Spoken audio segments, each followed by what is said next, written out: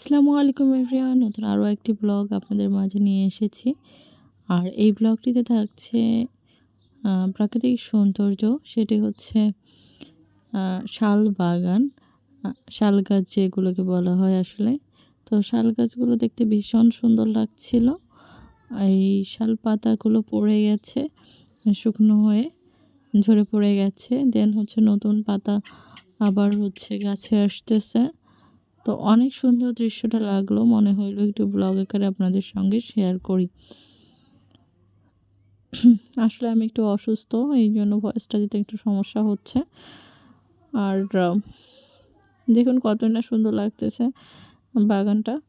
এখানে পুরো পাতায় ছড়ানো, আর তার উপর হচ্ছে গাছের মধ্যে নতুন পাতা আসছে আবার। তো পুরো জায়গাটা পাতায় মানে ছড়িয়ে গেছে, শুকনো পাতায়। দেখতে বেশ সুন্দর লাগছিল।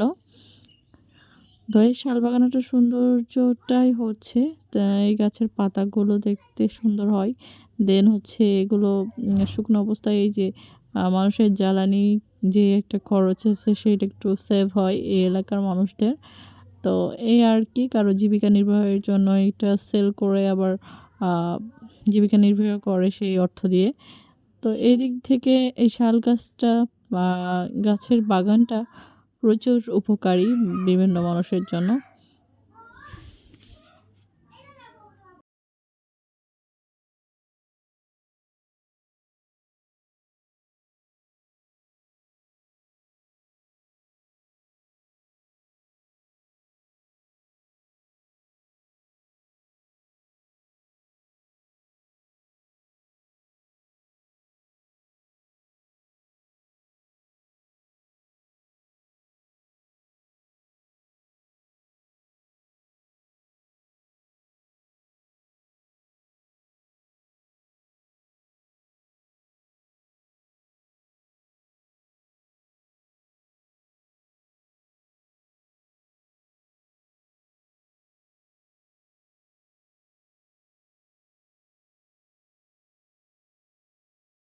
এর জন্য আরও একটি সুন্দর দৃশ্য অপেক্ষা করছে।